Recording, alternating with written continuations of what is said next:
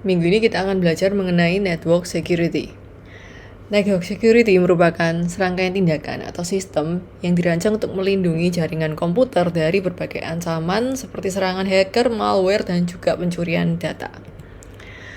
Salah satu kasus yang terjadi berkaitan dengan network security yaitu ada di SSL VPN product di 2019, di mana ternyata ada celah keamanan yang menyebabkan hacker itu bisa masuk ke jaringan perusahaan dari luar.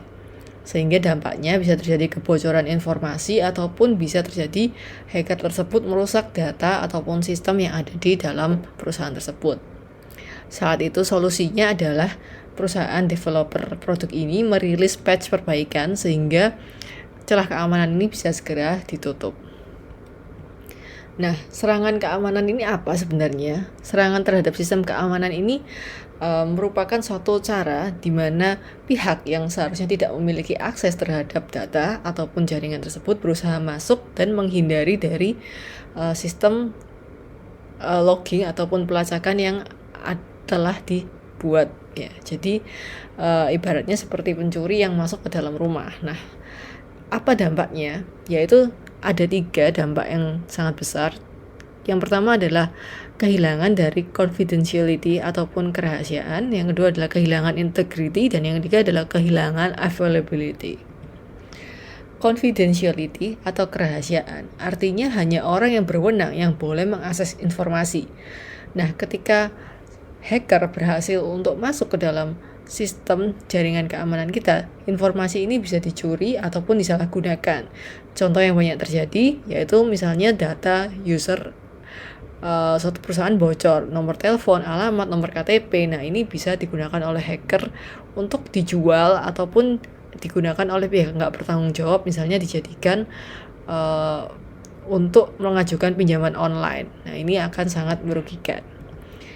Integritas, harusnya informasi itu tetap utuh dan tidak boleh diubah secara ilegal. Nah, ketika ada hacker yang berhasil masuk ke dalam sebuah sistem dan mengubah, bisa jadi data itu menjadi kacau dan membuat suatu kekacauan di dalam proses bisnis. Contohnya kalau ada hacker yang masuk dan mengubah saldo nasabah di sebuah bank. Nah, ini sangat berbahaya. Yang ketiga adalah availability, yaitu artinya sistem harus bisa selalu diakses pada saat dibutuhkan. Nah, kalau hacker ini menghack suatu website misalnya, sehingga website itu nggak bisa diakses lagi dan datanya nggak tahu bisa diselamatkan atau enggak, maka ini juga menjadi satu kerugian yang besar. Nah, ada beberapa jenis cyber attack yang umum terjadi. Di sini ada web defacement, DOS attack, unauthorized access, ransomware, dan juga APT. Kita akan membahas satu persatu. Yang pertama web defacement, yaitu artinya ada hacker yang mengubah tampilan website secara ilegal. Contohnya seperti gambar yang di sini ya, ada website dari Polri yang kemudian tampilannya ternyata menampilkan iklan judi online. Ya, ini artinya dia dihack dan hackernya mengganti tampilan yang sesungguhnya dengan tampilan yang dia mau. Di sini kebetulan adalah judi online. Nah, bagaimana bisa terjadi ya? Ada beberapa kemungkinan. Yang pertama misalnya ada celah keamanan pada web server sehingga hacker ini masuk ke dalam web server dan mengganti file-file web yang ada di sana. Ataupun misalnya hacker ini mendapatkan password dari admin PC-nya sehingga dia dari komputer admin ini bisa masuk ke akses server websitenya. Ataupun ternyata misalnya di dalam dashboard ataupun di dalam URL website ini ternyata ada celah keamanan yang bisa ditembus. Ini juga bisa menjadi jalan masuknya bagi hacker mengganti konten website. Salah satu case website defacement yang sangat besar terjadi di 2017, yaitu ketika ada celah keamanan yang terjadi pada WordPress. Kita tahu WordPress ini digunakan oleh banyak sekali website di seluruh dunia, sehingga ketika ada celah keamanan, bisa saja website-website dari berbagai perusahaan, berbagai institusi itu nggak menyadari kalau ada celah keamanan, ataupun misalnya user itu nggak melakukan update versi versi WordPress-nya, sehingga ketika contohnya di sini ya terjadi celah keamanan di versi yang dirilis 6 Desember lalu di fix di 26 Januari. Nah, bisa aja orang itu sudah update di versi 4.70 tapi dia nggak update di versi 4.72 sehingga celah keamanan itu terbuka. Nah, di dalam rentang waktu yang terjadi di sini diukur di tanggal 2 Februari sampai 6 Februari saja, serangannya sudah hampir 3.000 kali percobaan serangan di berbagai website. Nah, ini yang terdeteksi, belum lagi yang tidak terdeteksi. Sehingga celah keamanan ini bisa jadi sangat berbahaya.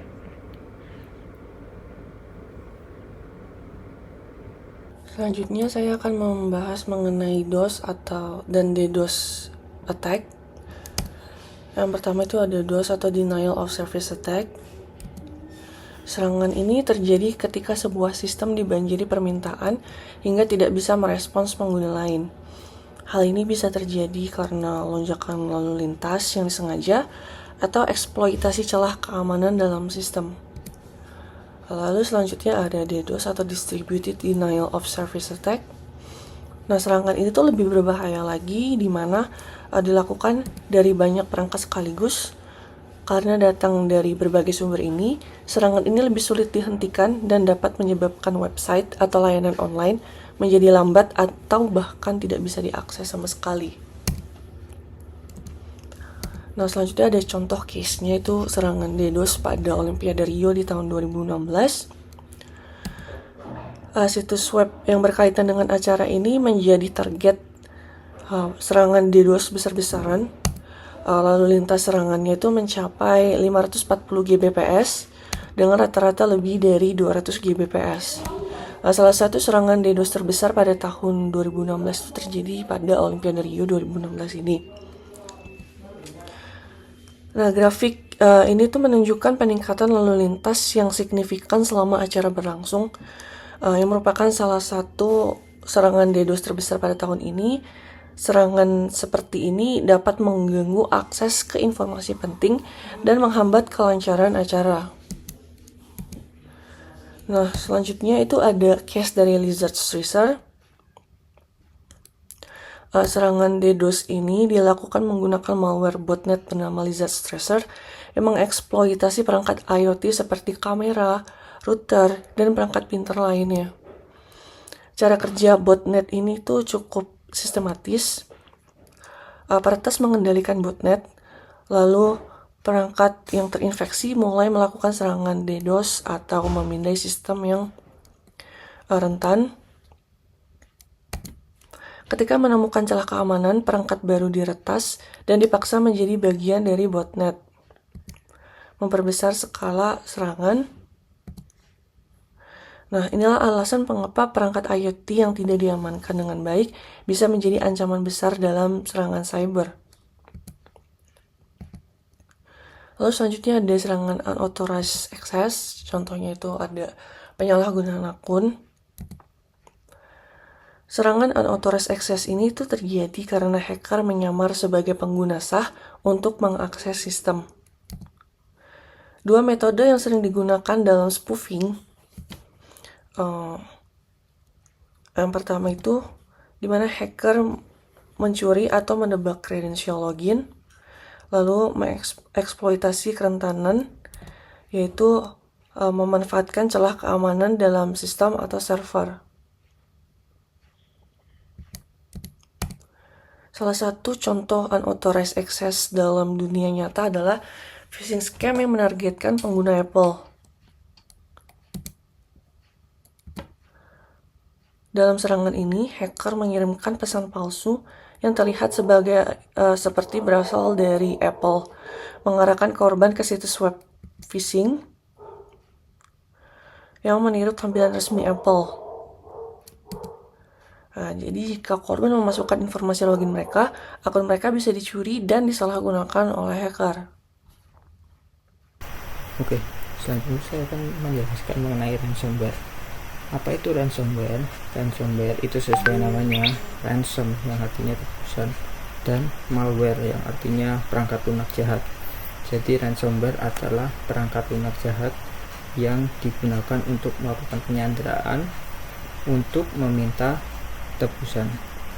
Nah, ini adalah kronologi dari salah satu ransomware paling terkenal, WannaCry. Jadi di tanggal 16 Januari 2017, US Search yang adalah tim keamanan internet AS menemukan celah berbahaya di fitur SMB Windows. SMB ini apa? SMB itu adalah kayak port untuk melakukan transfer atau edit data di server. Nah, di tanggal 14 Februari 2017 itu Microsoft mengeluarkan patch untuk update software, tapi untuk vulnerability di SMB-nya ini tidak ditutup, jadi masih terbuka untuk vulnerability-nya. Lalu di tanggal 14 Maret 2017 Microsoft mengeluarkan MS17-010, itu update untuk menutup SMB yang terlewat di Februari tanggal 14 kemarin.